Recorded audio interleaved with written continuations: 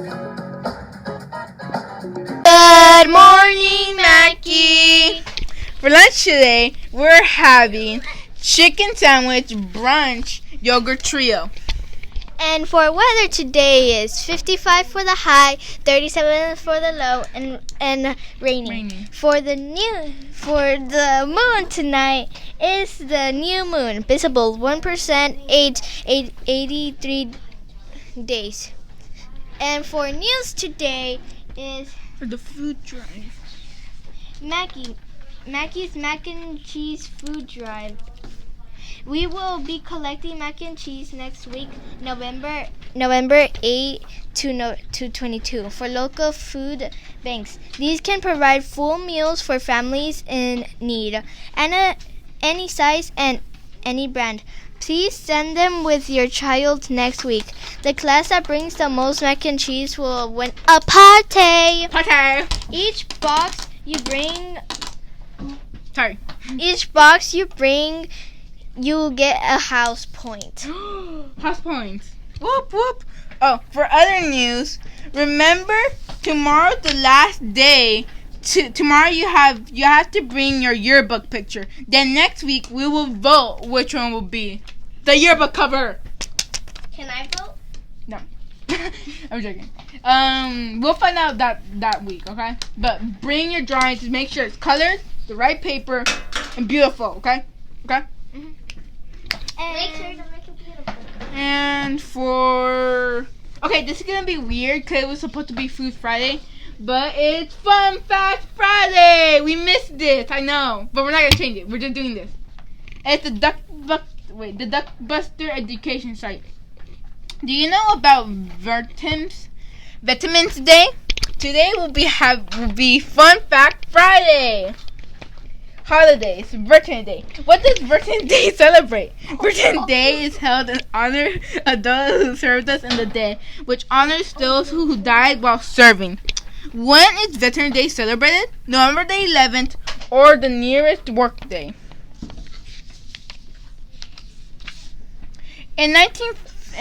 Fun fact about Veteran Day. Not that the World War I armistice was signed on the 11th hour of the day, 11th day of the 11th month. That should help you remember that date that Veterans Day is observed. There were around 21.8 million veterans in the United States of 2020. There are 9 million veterans over the age of 65. Around 1.6 million veterans are women. General George Patton, the famous World War II agent, was born on November the 11th. And for November's, and then, yeah, that's all that. Well, I hope, and for birthdays today, Happy birthday. is Hannah Lewis. Happy birthday! Sorry, it was supposed to be yesterday, but... Okay, students, we got this letter, and it talks about making some noise. And we are having a competition with houses on who can create the most house spirit noise makers. Now, that means it's got to be something that's closed up and makes some noise. And it also has to be in your house color. Now, the winners that get the most noise makers, the house will get 250 points. You heard me right. Now, also, if you bring in a noisemaker, like if you bring in 1, 2, 3, you get a house point for every noisemaker you bring in. Now, if you see on the letter, all these are due by November 22nd. So that's the day before we get out for Thanksgiving. Now, let me show you this. In the library, I have buckets. Each bucket represents a house. Now, when you bring your noisemaker to the library, you're going to put it on my desk, and then I'm the one that adds it to the buckets because I'll change the numbers. Now, let me show you what we have so far. Now, I'm Amistad, so I'm not too happy with it right now because in the lead right now is Integritas with 3 noisemakers. Now, this young lady, let me show you, decorated them, has some noise to them, okay? Amistad, We're on the game board. We've got one, but I think we could do better. So, let me show you Amistad's. Here's this one, little paper plate. Noise maker. Respeto, you are tied with Amistad with one noise maker. Here's his. Little Hulk smash action going on. A little rice in the bottom of it. Good noise maker. But I have to say, Altruismo, you're going to be disappointed because right now, you see that? That is a big old fat 0 on your bucket. And we know y'all can do it too.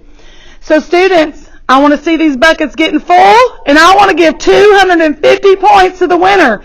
So bring your noisemakers. Remember, I'm the one that puts them in the buckets, not you, so I can change the numbers.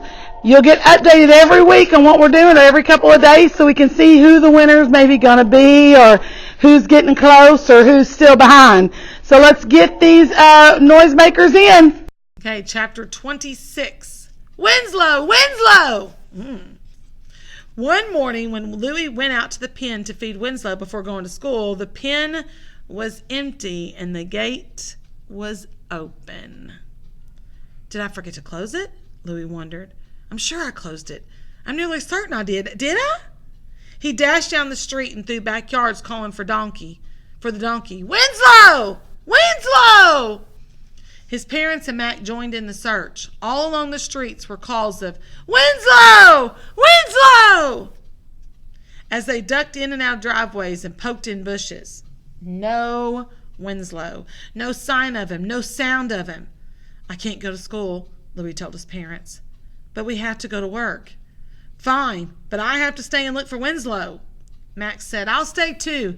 Louie and I can both look for Winslow, and if we find him, when we find him, Louie corrected. Okay, when we find him, then we'll go to school. They returned to the pen to see if the donkey had left a trail of any kind, but other than the normal patches of scuffed earth where Winslow and Louie frequently walked, nothing seemed out of the ordinary. I hope he didn't wander off into the road, Max said. Don't think it. Maybe he's asleep in someone's garden. And so they searched up and down the street, up and down driveways, crossing backyards and front yards, their calls for Winslow bringing neighbors to their windows and doors. You lose your donkey? Haven't seen any donkey around today. Who's Winslow? Is Winslow your dog?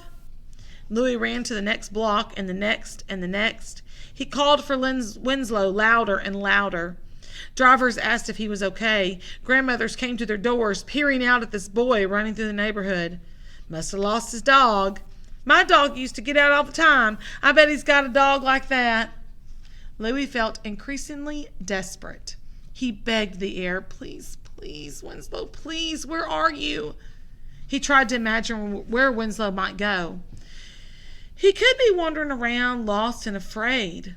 Louie had a sudden image of sledding down the hill with Winslow and being tickled by his ears. The sledding hill! The snow would be long gone. The hill would be grassy, but maybe Winslow had wandered that far. And so Louie went in that direction. He was tired now. He could barely breathe, his insides so full of fear and worry and pain. He could not imagine losing Winslow. He did not want to let his thoughts go there. He rounded the corner of the road, and something caught his eye.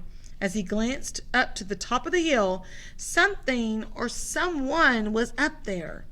The sun was behind it, and in the glare, all Louie could see was an odd, lumpy shape. And that's the end. What?